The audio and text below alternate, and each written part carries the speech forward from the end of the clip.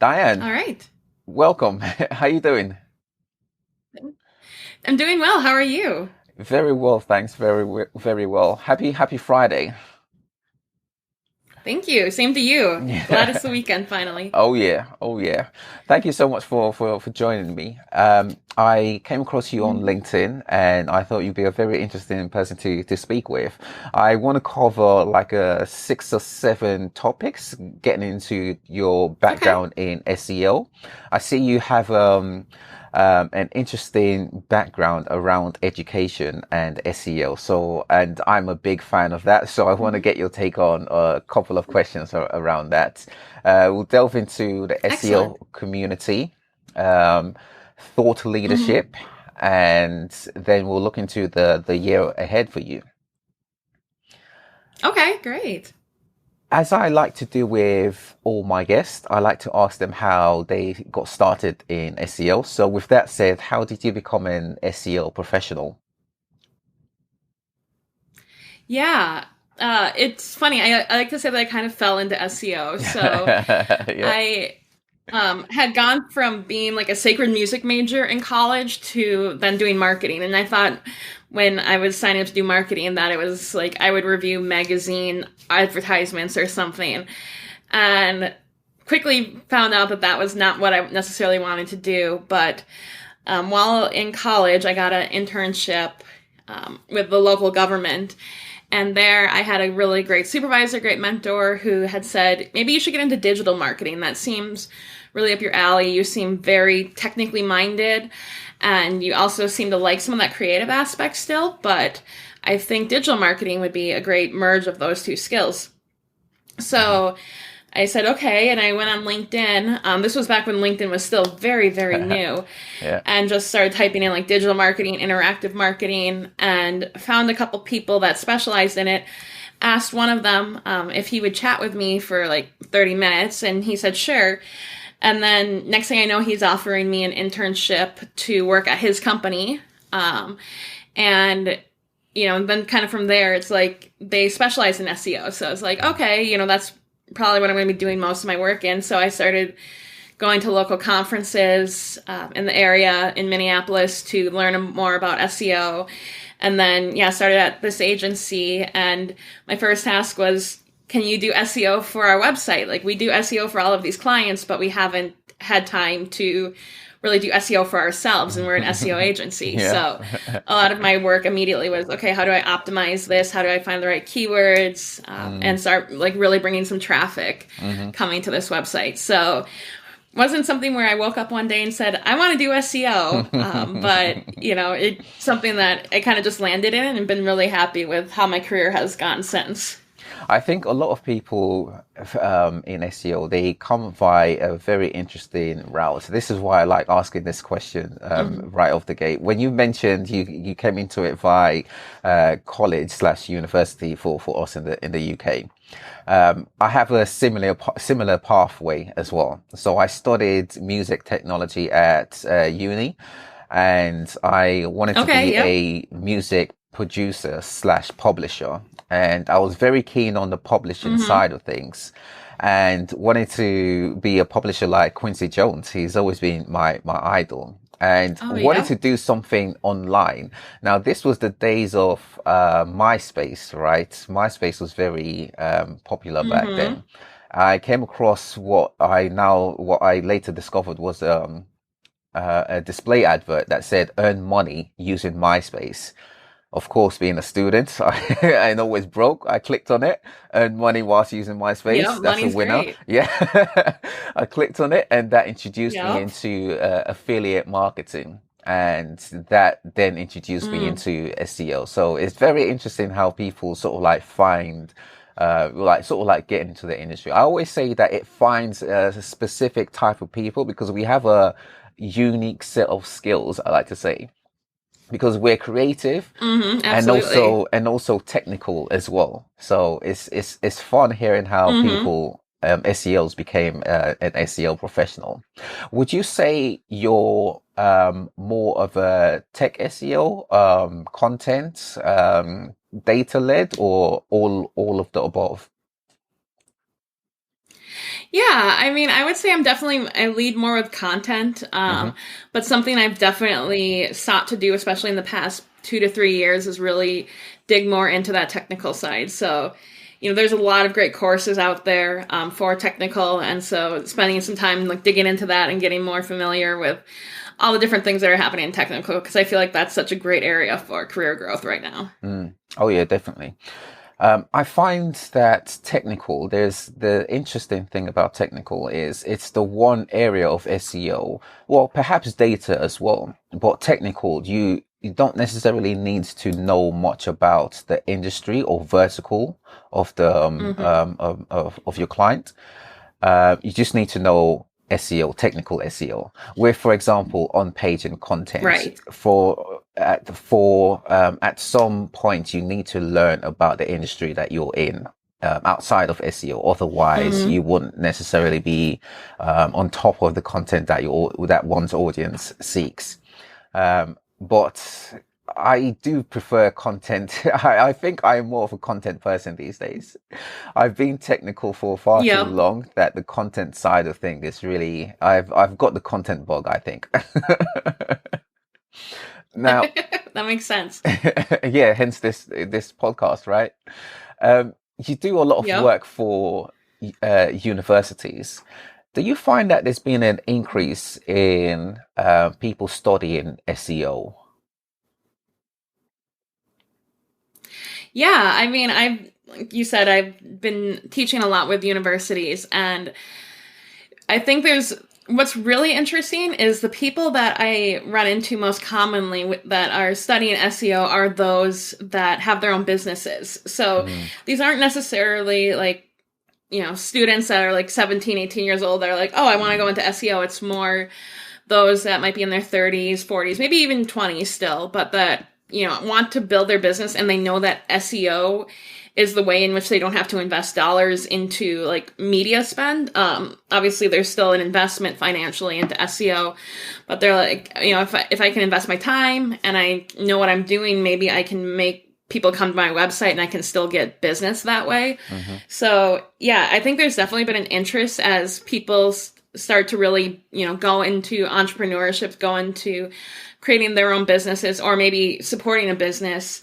And then they start to wonder like, okay, how do I actually go about generating traffic? How do I go about generating leads and getting mm. revenue into the business from here? And that's when the shift to SEO really comes into focus. Yeah, it's interesting. I think there's going to be a continual rise in SEO learning, especially at universities. Hmm. There was a time when the SEO wasn't even a thing at universities, and then it became sort of like a module here, module there, and slowly, I think there's at some point going to be SEO courses at university, if there isn't Hmm. already. I think the education side of SEO is going to be something that grows quickly, I think. Now, education. I would agree with that, definitely. Oh, yeah, definitely. SEO education is also needed for businesses as well, as you just indicated. Businesses require continual SEO growth, education, as the industry continues to mature. Why do you think SEO comes across as the most obscure marketing channel for businesses? Hmm. Yeah, I think, I look back, there was a time where I was um, leading a training for members of my team. I work for an international company and I was out in Copenhagen, Denmark, leading a training for our team. And our paid search expert was like, okay, so if you change this and this with your SEO, if you update this blog or if you get links to this or, you add this to the sitemap, like what is the expected response? And I'm like, well, it depends. And he was like, okay, well, and then he gave me another scenario. I was like, well, if you change this, like, can you expect to see like a 5% increase? I'm like, well, it depends. And, this exchange continued for minutes on end, and he was getting frustrated. He was like, stop saying it depends. And I'm like, well, unfortunately, like, it does depend though, like on, the industry size, how long this website's been around, So has many it been things, ranking right? well, how does it compare to peers in the market, and from his perspective as like a paid search marketer, he's so used to, well, if I adjust the bids, I can get this ranking or this position in my ads, and I can see this type of click-through rate, so I can estimate that I would get about this, and then I have this conversion rate. So, you can say like adjusting the bid X amount gets you X amount of revenue on average. And with SEO, there's so many different pieces, and and we all joke that we always say it depends. But there really is just so much ambiguity, and the algorithms, change based off of the industry, based off of what you're offering, based off of the age of the websites. So, and it's not something where Google makes that like very clear cut, or Bing or any of the other search engines. So I think that's always the difficulty for both marketers learning it, but then also those that they have to then communicate the value of SEO, because it's not as clear cut as paid search, for example, where you're able to say, make this change to a bid and we can see this, improvement. It's like, we can assume that there's some improvement. And certainly if you have any case studies or previous clients, you have some of those examples where you can start to maybe make a little bit more of an informed decision around what you might see. But if you're coming in and you don't have that, a lot of it, you're just sitting there going like, well, it depends. And that's not always the best answer to go to leadership or other marketers with. No, it's quite a frustrating response outside of the SEO community. Like when we hear it, we always smile because we relate to that sort of like response, and we almost get the question consistently. But outside of SEO, it's like, they almost want to give us a very specific scenario. But we need a specific scenario before we can provide a more detailed response. It's just there's so many factors around it. Awareness of SEO, right? I almost think of it as you need awareness almost on two levels. One is like business leadership, and the secondary level is like operationally. So speaking with heads of departments and also individuals like copywriters, designers, right? People who one would work with operationally. What sort of level of awareness of SEO do you think each level needs? Let's say business leadership and then heads of departments. Yeah, I think business leadership, I feel like they need not like a really large level of awareness, but I think that there's still like an important level of awareness that they need to have, as in, what can they expect from an SEO investment, and understanding that, it isn't necessarily like paid search where you invest the media dollars and you probably invest in like an agency or someone to do that, but you are still making an investment in terms of the resources that you're working with, your content writers, your developers, etc. So, because I think that's a common misconception around with some leaders is that, SEO is the free traffic generator. And it's like, no, it's not. There's definitely investments that you want to make, especially if you want to do SEO well. So I think starting with that, and also then what's the expectation around timing? That, again, much unlike paid search, it's not something where you can just turn it on and then you start seeing that traffic come in, you start seeing those revenues come in. It's something that it takes time to then build up that reputation in the search engine to then start seeing the traffic and seeing the revenue. So I think establishing, again, that it's not a free traffic source, and then two, that it does require some additional time.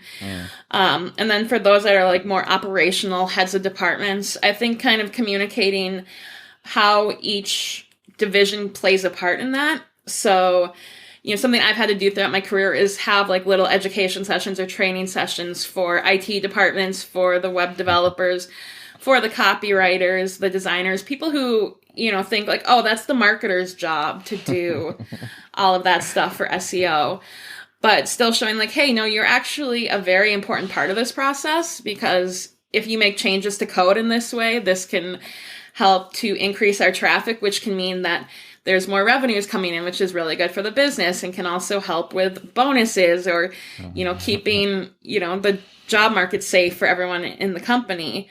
It can also be, as a designer, they're like, oh, well, I just create this asset that then goes on the website. It's like, yes, but also if you create an asset that's not compressed well and without sacrificing quality, like you can also then see that this takes like, an additional 5 seconds for this page to load. And, do you spend 5 minutes waiting for, or 5 seconds for a page to load, or do you get frustrated? And I'm like, well, I get frustrated. Then you're like, okay, well, you're contributing then to a positive experience when you compress your image as well. So finding different ways to engage department heads and those that work in those departments on, here's the part that you actually play in SEO, because this isn't solely a marketing exercise. This really does involve so many different aspects of the business. What sort of responses did you get, let's say, from copywriters? Yeah. So, copywriters were definitely, like, I'm thinking back to a specific company in my career. And like the copywriters were always very interested in what I was working on, because I would be able to show them like, okay, we're putting this copy into the CMS. We're seeing this go live. Here's what we're now seeing as results for this page. But then also like I was at that point managing some of the paid search too. So being able to then take like, okay, here's, a quick ad that we're running. And they were just very interested in like, how is this being received? Is this something that people are really resonating with, or are they not? And so being able to give them that very like quantitative feedback of here's what's working, here's what's not. And then, using some of those learnings even from paid search to then impact SEO. So what are we doing for meta descriptions? What are we doing for preview paragraphs on the blog? Being able to then take those learnings of what language was really what was really resonating on the paid search side and using some of those learnings into SEO was something that I think the creatives were really interested in. And just, okay, so you're taking something that's working and now you're implementing it into the actual website, into the SEO strategy. I'm curious, when you hold these sort of like educational / training sessions with different departments, do you have a favorite and let's say least favorite department to train? Ooh, that's a good question. I love working with developers, because if you can talk really technically with developers, then they like tend to respect you a little bit more, I feel like, because a lot of times, you come in and you're like, oh, I'm the marketer, I'm telling you what to do. And they're like, you don't know anything about our role. Like, how dare you? So, I would say almost like the favorite and the not, like my least favorite would be developers, because at different points in my career, I came in just being like, I'm the SEO expert. I know what I'm doing and you need to follow my directions. And they were like, why? And so then as I've progressed in my career, it's been, okay, like, you're the developers and I understand you've got these priorities, and I want to show you how aligning with some of these priorities can also help accomplish your goals, but then also accomplish some of marketing's goals. And then when they see that and they understand like the bigger picture, and I'm able to explain the bigger picture to them, then they're a lot more receptive than just someone coming in and saying, hey, you need to make these changes because I said so. And they're like, okay, well, who are you? Like, why are you important?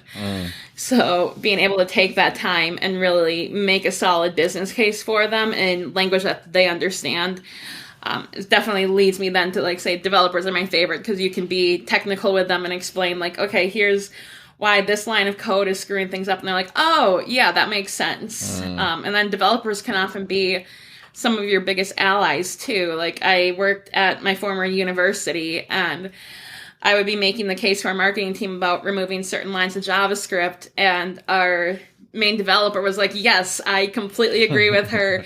I've been trying to remove these for years, and if we remove some of these that haven't been used in years, we can see really great increased performance for the site. So yes, I fully 100% support what she's saying. So I think, the more that you take time with each of these different roles to get to know them, get to know what's important to them, and then build that relationship, makes it easier for each department to be, more of an ally for you in the process, and for you to be an ally for them too. Yeah, I had a feeling you were going to say developers because it's always developers. I mean, from my It SEO really experience, is. from my SEO experience as Hmm. well, it's always developers. I think maybe earlier on within the industry, it was a case of SEOs and copywriters were conflicting with each Hmm. other. But we have a really good relationship with copywriters, I'd say, or content creators.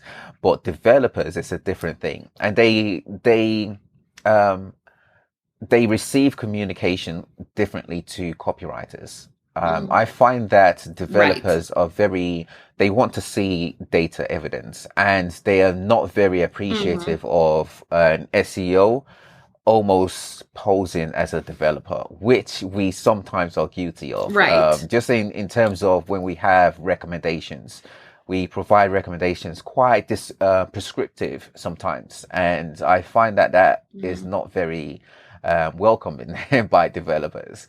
But yes, when you're Yeah. aligned with developers, they're beautiful. They're wonderful people. I'm going to Oh speak yeah. with a developer in a week or so and get his perspective on working with SEOs. And yeah, it's just interesting the way different departments think. Hmm. Absolutely. And we get the pleasure of having to work with all the various departments, which is one of the reasons why I love SEO. Now, when it comes to Hmm. communication, it's, SEO, I always find it, again, looking at it in terms of two levels. One level is looking at the website and seeing what is wrong and fixing it on the website level, let's say. The secondary level is optimizing people, the way SEOs communicate and interact with the various departments, because we're the one channel where we have to have all the different departments aligned, all the departments that have Hmm. a touch point with one's website. And the way we communicate as an industry, I think that is a big area that I think we need to work on, essentially soft skills. Hmm. So my question is, Absolutely. in an age where AI generated content is rampant, is there a need for soft Hmm. skills to be improved by SEOs? Absolutely. I mean, I would say definitely that we need to have soft skills improve still from SEO. Like, I feel like something that SEOs have definitely done, like, and this is at least looking back at like the past 10 plus years of my career, is like we're very quick to like jump to the shortcuts, what makes things easier. And that's common for, I feel like, any industry in any particular role. But those that have really succeeded well in SEO have usually avoided a lot of the shortcuts. Like they might find shortcuts as in, oh, this will help to automatically write a bunch of meta descriptions, and that's a tedious process for anyone. So Mhm. sure, that makes sense. But creating good content that actually resonates with the user. Like, yes, there's certainly AI technologies that are helping with that, but then there's, being able to talk with like your customer experience team and being able to understand Mhm. like, okay, what are the actual concerns that customers are coming to us with?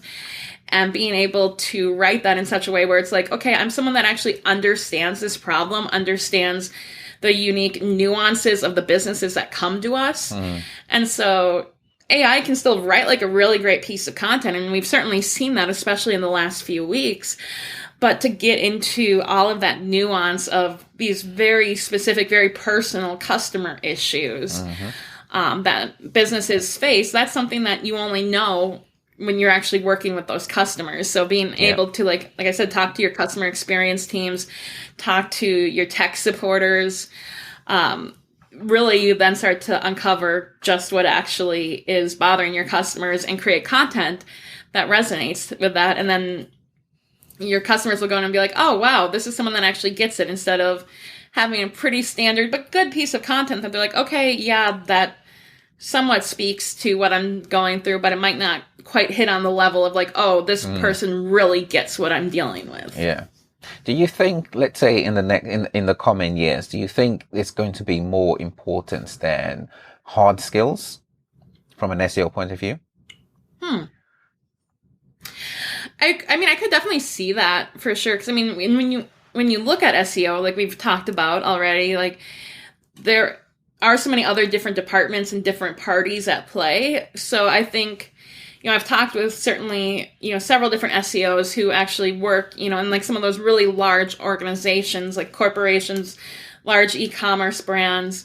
And a lot of times they say like their work isn't necessarily about, oh, I'm finding issues on the website. It's, no, I've already identified all these issues, but now I need to find the right people to talk to persuade them, or at least engage with them on how we go about fixing this. And then once they do fix it, like making sure we're keeping an eye on that and, providing any updates as needed. And so I feel like, especially when it comes to like enterprises, especially, that soft skills are going to become even more and more important. Like you're still going to have those specialists and those like analyst levels where they are doing some of those more nitty gritty things of, maybe changing some links or running some analysis. But those that are leading SEO for those brands, they definitely need like the soft skills to be able to bring all of those necessary parties together and set the course for where SEO goes. Now, soft skills, communication, and storytelling, they sort of like mesh well together. But even to this day, there are still some SEOs that are not very keen on the whole idea of storytelling. So when it comes to communicating ideas clearly, why is storytelling important? Yeah, I mean, I look back and different points in my career, and everyone has different styles in which they learn. I remember like a supervisor asking me to create a report, and I gave her an Excel spreadsheet, and she was like, "What am I going to do with this?" So for a lot of people, they relate to stories. It's you share stories with your friends, your family, your colleagues. And so being able to craft a story, that's something that people will resonate more easily with than jumping right to, oh, we're talking about rankings and, conversion rates and click-through rates. It's like, that may work for certainly those in marketing, but that may not resonate with your leaders, or that may not resonate with your developers, your copywriters. So being able to tell a story is something that's a lot more universal. People can really relate to it because everyone has a story either that they tell a lot or that they've heard a lot. And so then that's something that you can use as like a communication method to really engage and get that more common understanding on that deeper level without having to resort to all the marketing language in the process. Yeah, I completely agree. Completely agree. And I think with certain areas of SEO, let's say performance, SEO performance, keywords, rankings, and links. These are things that business leadership are aware of because of us SEOs. We've told this story over the many, many years, and things are almost changing with SEO. Not almost, they are changing with SEO. But business leadership still only, some business leadership, I should say, still only look at SEO in terms of keywords, rankings, and links. What should SEOs be doing to sort of like prepare business leadership for the SEO of the near future?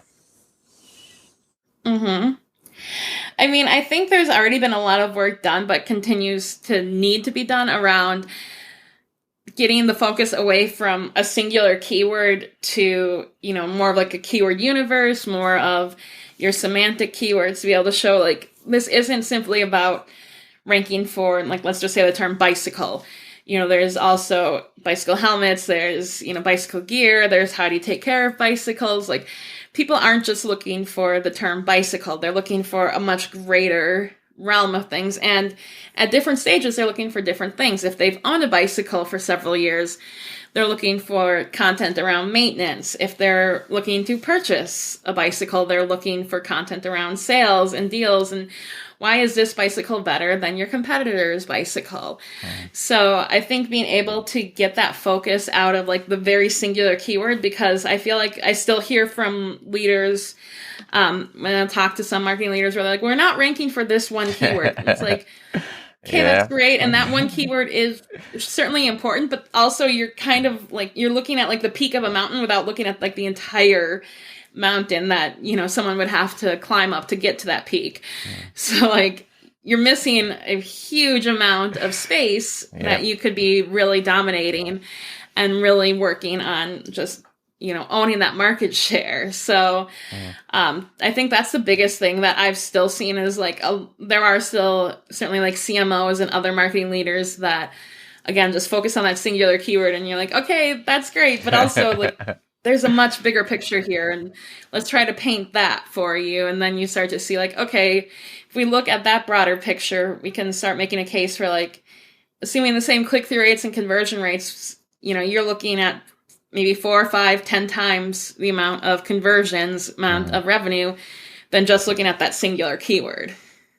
Yeah, it's a vanity thing, isn't it? Like a lot of business leaders, they want to feel like they're on top of it, and almost like low key take credit for certain things.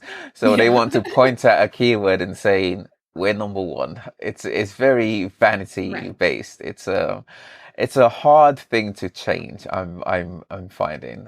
What I'm seeing some SEOs do is just flat out stop reporting on keywords completely. I've seen others focus more on pages rather than keywords. So they say the visibility of pages is way more important than what the keywords are doing. And then others focus on not a specific keyword, but a cluster of keywords. And it's going to take some time. I want it to happen quickly though, because from what I'm seeing, there's a big shift coming that's going to almost move marketers away from the focus of on keywords. And I think those who are mentally able to shift quickly will be better off without having to go through the heartache of being hit by an algorithm update, for example. And that is usually the case with SEO, right? There's an issue on a site and the people operating the site are not aware of it until after the issue has occurred. And by that time, it's of course already too late, right?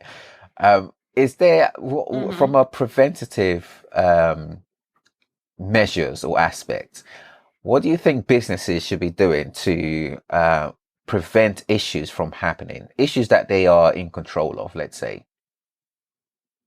Yeah, I mean, the way I look at things, like, it sounds so simple, but like, I tell the marketers that I speak to all the time, like, you know, write as if a human would, you know, create your experience as you would like to experience a website as a human would. You know, there's so much focus, especially on like, okay, what are some of the newer technologies? You know, obviously ChatGPT is huge right now. AI content is huge. And at the same time, like, you know, you look back at Google's history, especially, and it's like, they cut down on link farms. They cut down on content farms. You know, they've cut down on those ways of like quickly mass producing backlinks, mass producing content. And so it's like, is the algorithm ready to take on AI content? Remains to be seen right now. Hard to say.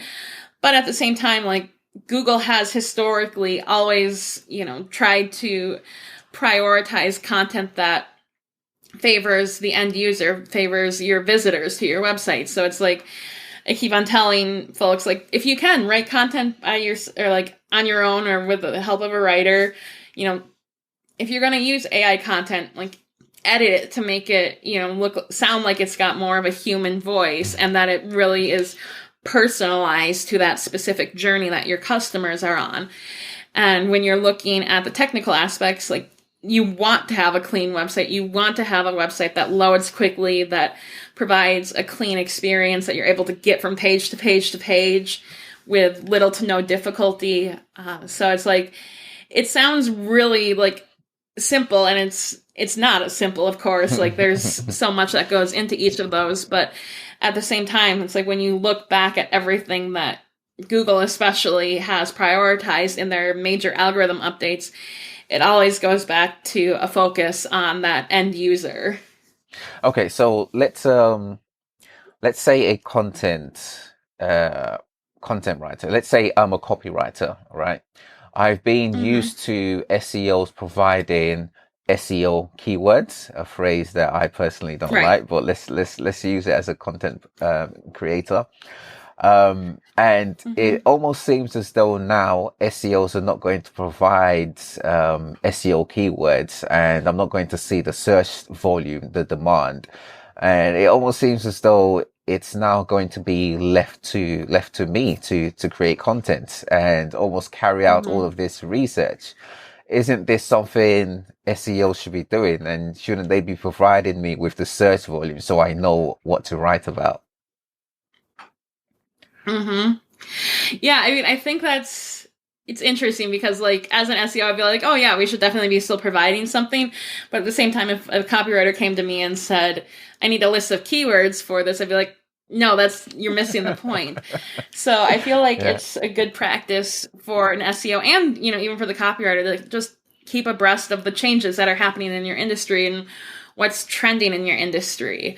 I talk, a lot of times to, when I'm telling stories to different members of marketing that maybe don't understand SEO, it's like they're looking for, specific keywords. And I say, okay, that's great. But if you're like a movie theater and that like there's this big blockbuster film that's going to be coming down the line in the next 6 months, like, and you want to start writing about it because you want to get content going. But also, like, if you were to put that film into a keyword tool, it would probably still have very low search volume right now because it's still like so new in the publication process. But yet, as a movie theater owner, you're like, no, I know that this is going to be huge. Like, I love to give the example of the next installment of like the Marvel Cinematic Universe. Like, that most Marvel movies are going to be a hit. But, you don't necessarily talk about like the one that's coming in the next 3 years. Because it's like, if you type that one into search volume, you'd be like, okay, there might be like a little blip when it's first announced, but there's not really search volume compared to like if you're looking at like Ant-Man or Captain America or Thor, some of the ones that have like had some, great popularity as of late. So I try to also remind them that it's like, if you know what's trending in your industry, you might actually be able to be ahead of the keyword search volume curve, because that's all done reactively. That's, the search engines being able to look back at like, okay, here's what's been popular, over the past couple months. It's always looking back. Whereas if you have a good grasp on your industry, you're able to look forward and get ahead of those different keyword terms. So, for the copywriters and for the SEOs, you got to know your industries, and that's where we were talking about earlier with content. Like, that is something about knowing your industries, and unlike technical, where you just know that you're fixing issues. So, I would say that's definitely something that I would love to see more SEOs and content writers do together. Completely. I knew you'd be a brilliant person to speak with because everything you're saying is just like music to my ears, because it's something I really wish there's more of this in the SEO community, because I find that you gave an example of movies. They're folks that do this very, very well in terms of finding trends or people who write about movies. They know the trend, they know their industry very, very well. I find that, interestingly enough, TV programs, for example, they also do a similar thing. So, for example, Ant-Man is coming out in like 4 or so weeks. I can guarantee without fail, on TV within the next 4 or so weeks, there's going to be the either Ant-Man 1 or 2 is going to be shown on TV, probably Yep. both, because they understand that trend and they get what people will be wanting to see. And I think that is something that SEOs and content creators can learn a lot from, especially looking at it from let's say calendar year, looking at events within the calendar year, and then events across one's industry. It's looking at it from a proactive keyword research point of view. It's a lot more interesting than doing the traditional keyword research way, which is very reactive. As you mentioned, it's something that happens, and Google gets the data after it's happened. So it's looking backwards. Looking forward, it's the future, in my opinion. Well, and I like to touch on that too. I think like I look back at some of the SEOs that have really like come into, really great thought leadership and come into more prominence over the past couple of years. And some of them aren't SEOs that have been working in it for all that long. There are SEOs that have been in the industry for, half the time that I've been in there.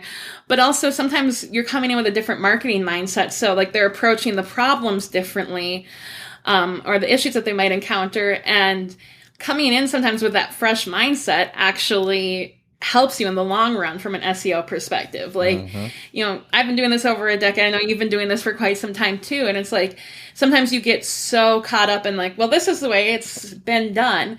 And then someone comes in and does something completely different. And you're like, okay, yeah, that seems weird. But they actually have like a good point that like, there's a different way of looking at things. And sometimes that way is actually a new and fresh perspective that serves them really well, and they start to see really great results, as part of that. Yeah, completely agree. Which leads us into SEO community. What do you love about the SEO community? Yeah, I mean, I love that everyone is so supportive and willing to help. Like, I had a freelance client where I encountered an issue with their CMS that I had never seen before. Where I was creating these sitemaps for pages that then didn't exist and were throwing 500 errors. And I was like, how is this adding pages, but also like the pages aren't working? Like what is this? And so I, threw some questions out both to like Traffic Think Tank and Women in Tech SEO. And within like half an hour to an hour, I had people responding from all different parts of the world. Like, well, did you try this? Or, I think it might be doing this, or, I'm seeing this and this. And so, and I mentioned, like, I'm not the most technically minded SEO. So being able to talk with those that are, everyone was just willing to jump in and kind of help to troubleshoot a little bit. And I think that's just so excellent. Like, there's so much support for that. And I know, for example, Women in Tech SEO just launched their next mentorship cohort, and once again, like they made, I think like 50 to 55 matches, but there were tons of people that wanted to be involved in terms of both the mentoring aspect or receiving that mentoring. And so I think that's, just another sign of just how passionate this industry is about helping one another. Yeah. And that was obviously a big part of my career, was getting mentorship early on. And then a big part of what I'm doing now is trying to like teach the next generation. And so I love that there's this whole process that people go through of like wanting to share their expertise, and you see that too in thought leadership on LinkedIn. Everyone's got something to say, whether it's like, you've got like Chris Long, who does like 1 minute SEO tips. There's Zoe Ashbridge, who does something similar. Like, here's a 10-minute SEO drill. Christina Azarenko is showing like how she builds an SEO course and what goes into it. And there's so many other like case studies that people do. So it's really cool that there's such a willingness to like, it's not like, oh, I'm sharing like my secret knowledge, so like I can't do that. It's, here's what I've learned in my career, and here's how this might help you.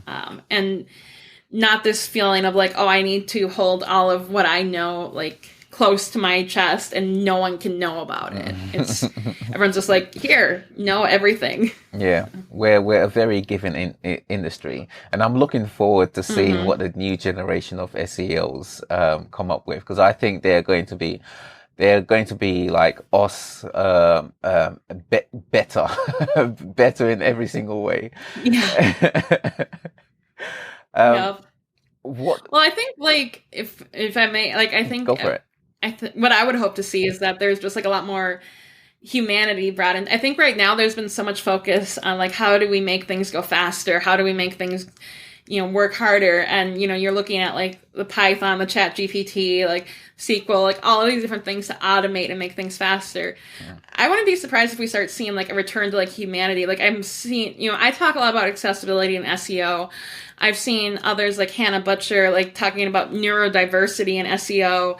I'm seeing a lot of talks around that. And so I think we might start to see more of some of those like mainstream concepts around like neurodiversity and, inclusion starting to come more into the SEO space. And I, for one, can't wait for that personally. Oh yeah, I'm looking forward to it. Absolutely.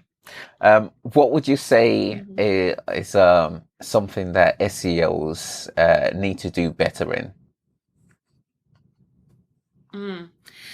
I mean, I think, there's a lot of SEOs that, share a lot on LinkedIn. And I think that's great. I mean, I'm certainly one of those that likes to share a lot on LinkedIn. I think there's also a lot of SEOs that don't flaunt what they do very much, that, they just work behind the scenes, they get their stuff done, and like, okay, that person's like a really strong SEO, and I know that they're getting their stuff done and they're doing an awesome job, but like, I'm an SEO and I know that, but maybe, people outside of that don't know. So I would love to see, for some of those like more introverted SEOs to kind of come out of their shell and say like, hey, I've actually done this, and this, and here's what I've learned in that process. Because, I've seen some of them speak at conferences and you just sit there and you're just like, I need to take all these notes because this person is so ridiculously smart. But also I want to make sure I'm sitting and just like soaking and absorbing all that this person has to say.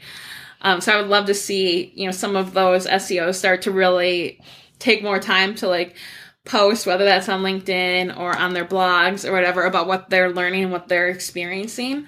Because there's so much knowledge to be gained from those that maybe aren't sharing as much. So that's one thing. And I think, we're doing a lot of this, but just continuing to, move away from what the norms are with SEO, trying to find, what's different, what's engaging, what's unique, what's fascinating. So, like we said, moving away from keyword research tools and like, how do we observe the trends of our industry and stay ahead of that? I would say that's one area for sure that I've seen a lot of focus in. And, I'd love to just continue seeing, SEOs challenge kind of the status quo. It's starting to really just build on this great foundation that we've now had for almost 20 years, and start to advance it based off of all these different perspectives that are coming into the industry now. What frustrates you about the industry? I would say probably the one thing that frustrates me the most is that there definitely still is like, there's this phrase in America that we use, like the old boys club. There's definitely still like, sometimes women are not included in some of the conversations around SEO. And, when we see this a lot, especially, being a member of Women in Tech SEO, you'll see women that either, get not treated well at conferences by, well-known people in the industry. I saw, one woman that I follow, she posted on something on Search Engine Land, and immediately a male SEO, like, just started taking her to task. I'm like, here's what's wrong about this. Here's what's wrong about this. Here's what's wrong about this. And I looked back at this person's Twitter, and he would only engage with like female authors, when there would be something, he'd be just like, nope, this is wrong. This is wrong. This is wrong. It's like, okay, sure. There might be things that aren't correct from like your standpoint, but also like, you're not mentioning this with any of the men either. And, and we certainly see that still occasionally with like different conferences where, the gender balance is very lopsided towards men. So it's like, I think that's one thing I would love to see more of. And certainly, initiatives like Women in Tech SEO really help to change the narrative around that and try to provide a space, number one, for women to, be a part of something that meaningful, but then also how do we support one another to challenge this in the industry and make sure that, another example, like if a woman is emailing a client, that they're not going around her back being like, okay, I want to actually talk to, the man on the team, even if that person's like more junior than the woman on the team. So I would just love to see, more focus. And I mean, and that does, fall somewhat on the women, but it falls a lot on the men too, of like, how do we provide a safe environment for the women that are trying to get into this field? Because it can be daunting, certainly, to get into a very male-dominated field still, even though there's a lot of women who are making waves in it. So,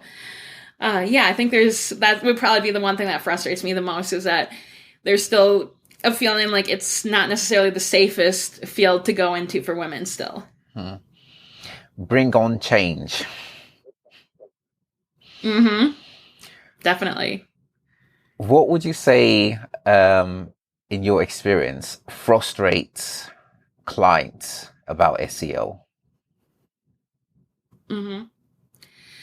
Yeah, I would say probably the big one is there's so much uncertainty around, and sometimes the clients don't even know what they don't know, so they might see it as simply like, I'm trying to rank for these keywords, but they don't understand the process behind that, all the different factors that go into ranking well for a set of keywords.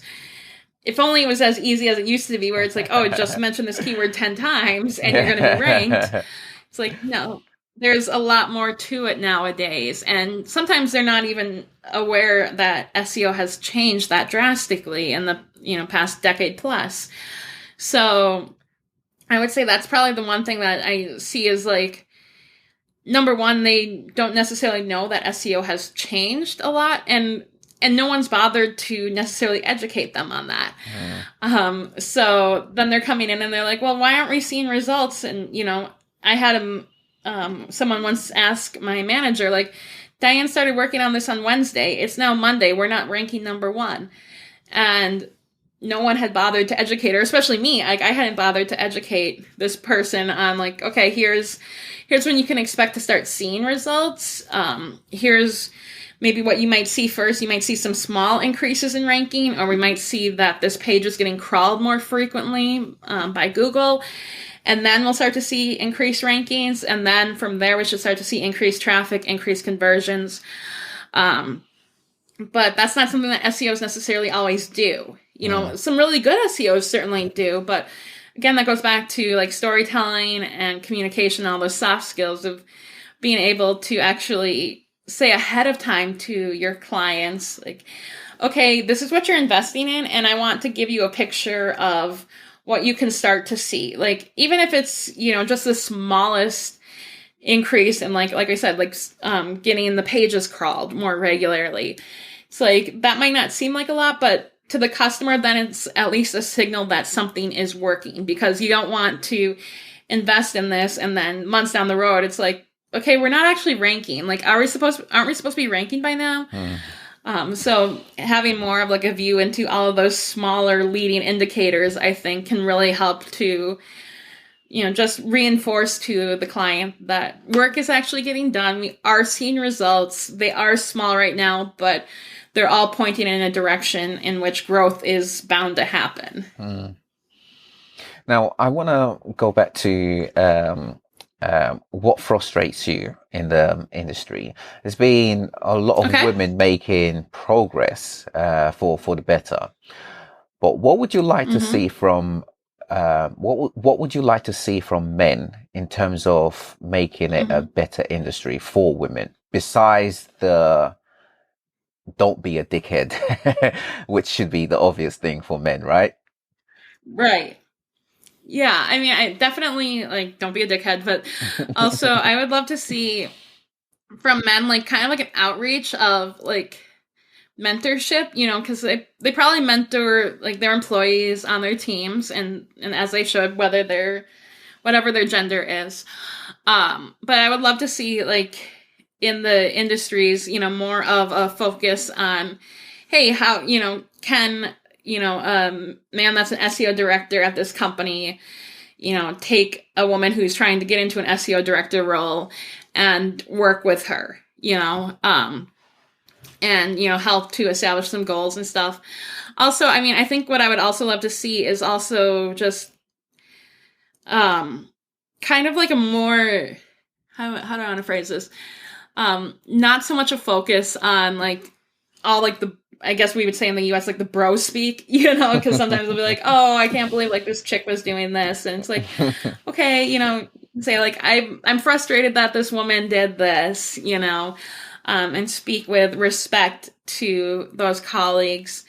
And then also, provide opportunities for women to get involved with some of the different like social activities. So to give a great example, I, in Traffic Think Tank, I participate in their fantasy football league. Now, I've been like, I think the only woman for 2 years running in their fantasy football league. But it's fun, like, and I'll join in that conversation. But also like, it'd be great to get more women involved. And so having more outreach to like, hey, ladies, like, we've got one lady in here, but we'd love to have more of you. We know that, you can be good at, assessing football too. So like, let's get you in. So, and kind of in those social aspects too, that you start to make more relationships, make that community and feel more like you're a part of that community too. So I think that would be something I'd love to see from men, is just a little bit more outreach. It doesn't have to be a full-time job, of course, but getting out there and just bringing more women into the conversation too. What about from brands? What can they do to leadership at brands, I should say? What can they do to better the SEO community for women?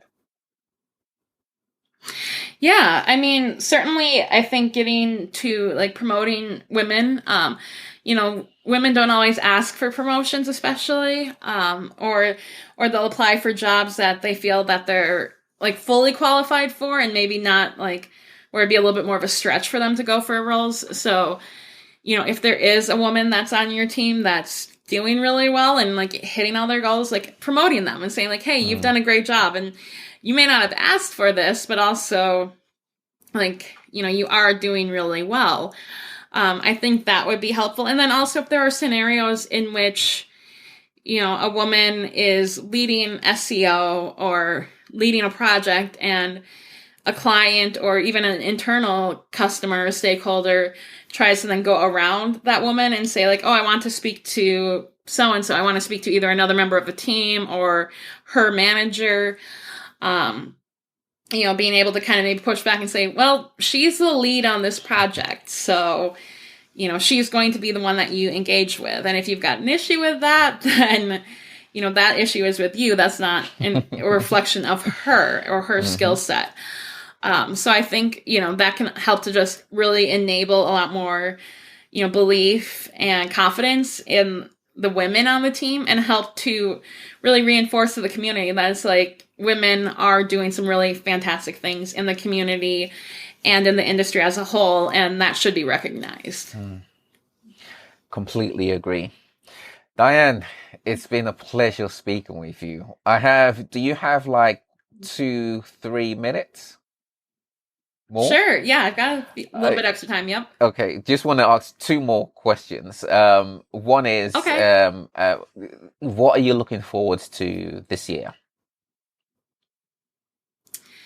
Yeah, one thing I'm looking forward to is just a return to in-person conferences. Like I went to a couple of conferences last year, and it was fantastic to get back to it. But I feel like 2023 seems to be the year where conferences, even that were virtual, are now finally like, okay, like let's get back to an in-person conference. And so it's great to be a part of virtual conferences, but you just can't beat like being face-to-face with your fellow colleagues in the industry, being able to brainstorm with them, being able to just converse with them in a way where you don't have to worry about internet connections or video quality. It's just like, you're just there, know, and being able to hug those that you haven't seen for years. It's just a really cool feeling. So that I would say that's one thing I'm really looking forward to, is especially with all the shifts that are happening in the industry. being able to just, share a meal with some of your colleagues and talk with them about what's changing, what's not changing, and then also just to have fun with them outside of all the SEO talk, being able to have a beverage with them or, have a meal and just talk about life in general too. I think there's, just some really unique personalities too in the SEO space.